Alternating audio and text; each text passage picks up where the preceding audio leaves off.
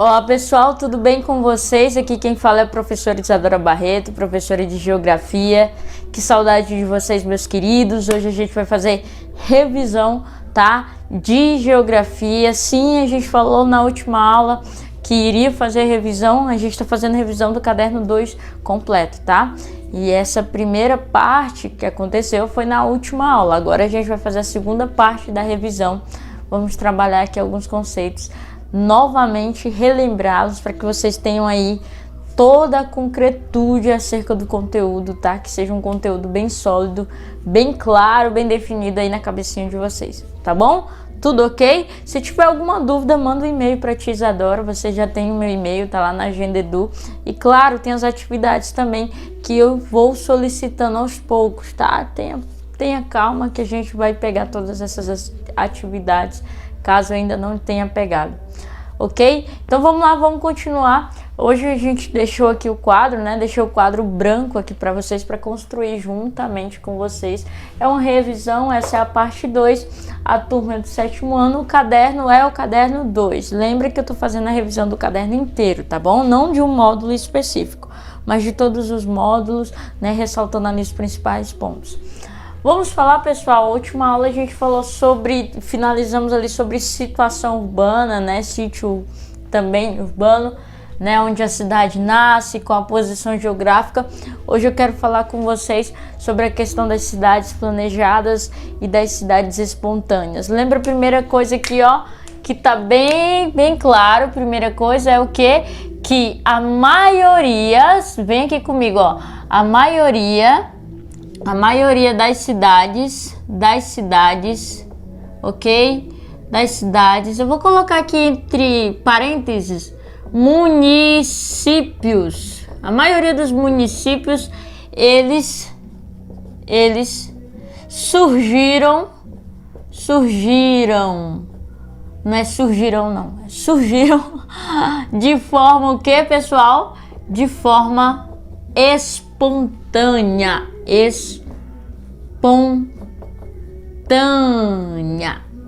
ok? Espontânea. Professora, como assim de forma espontânea? Me acompanha, pessoal.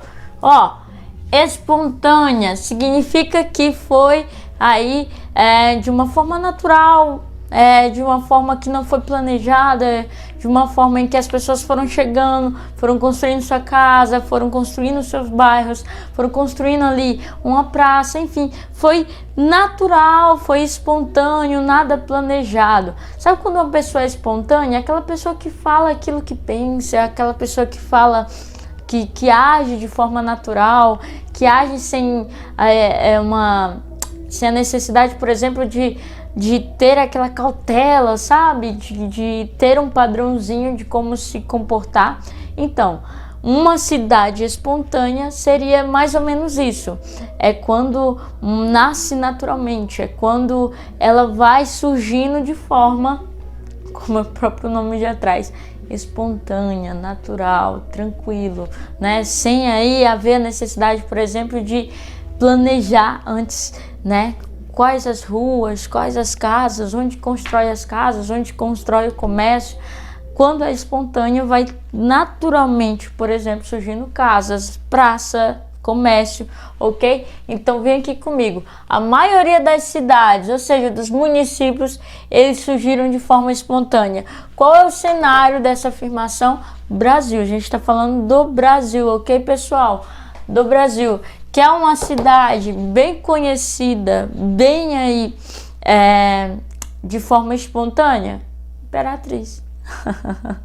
Ok? A nossa cidade, o município de Imperatriz, é um município que nasceu de forma espontânea. As pessoas foram chegando através do rio Tocantins, né? Foram construindo ali suas casas, ribeirinhos.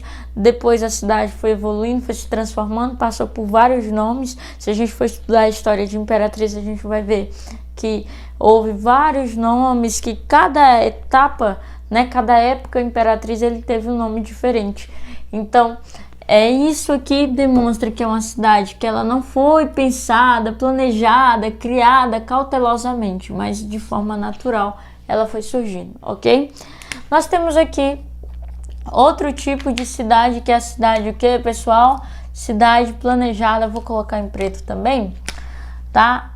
A cidade planejada, cidades, tá? Vou colocar assim, ó, municípios, porque vocês já entendem qual a diferença de municípios para cidade, tá?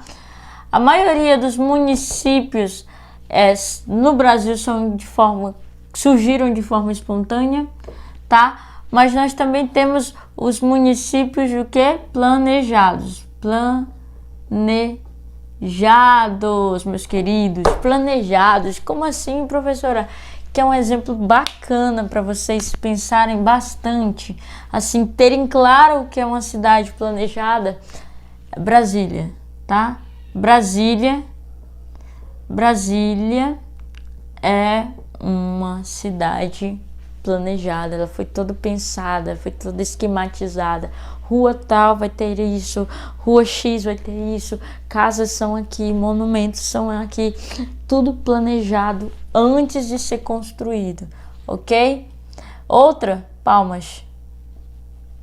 Palmas, se vocês observarem o mapa de Palmas, inclusive a gente já resolveu uma questão, né? Tem no livro de vocês uma questão que fala a comparação de Palmas com Ouro Preto.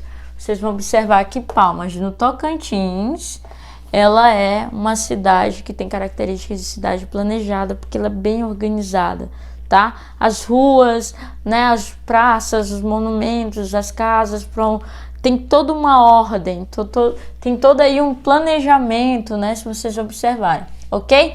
Ficou bem claro aqui essa questão, então, das cidades, tanto espontâneas como planejadas, certo, pessoal? Agora vamos pensar o seguinte, tudo isso, ele traz o quê? Traz condições de moradias diferenciadas, tá certo?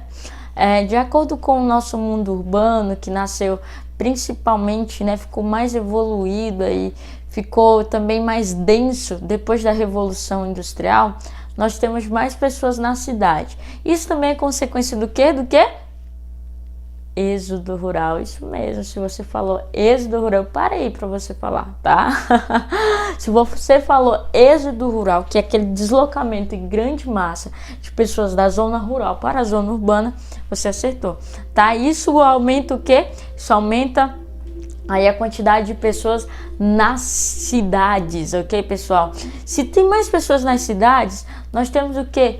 Mais necessidades. Lógico, pessoas precisam de coisas, como por exemplo, transporte público. Então, de imediato, eu quero aqui trabalhar com vocês mais um módulo, tá? Vou colocar aqui uma lista, certo? Me acompanha aqui o seguinte. Outra coisa que a gente vai ressaltar aqui nessa revisão. Com o mundo urbano, com o desenvolvimento do mundo urbano, nós temos o quê? Mais pessoas aonde, professora? Mais pessoas nas cidades, ou seja, nas zonas urbanas, tá, pessoal? Estou usando aqui o termo cidade para referir o quê? Ao que necessariamente o IBGE fala, zona urbana, ok? Zona urbana.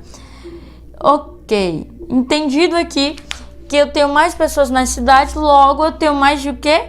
Mais necessidade de, por exemplo, transporte público. Transporte público. Eu não sei vocês, provavelmente vocês não tiveram experiência ainda, mas eu, né, na minha idade, sou jovem ainda, ok, pessoal? Tem esse rostinho, sou jovem. Eu andei muito de transporte público, tá?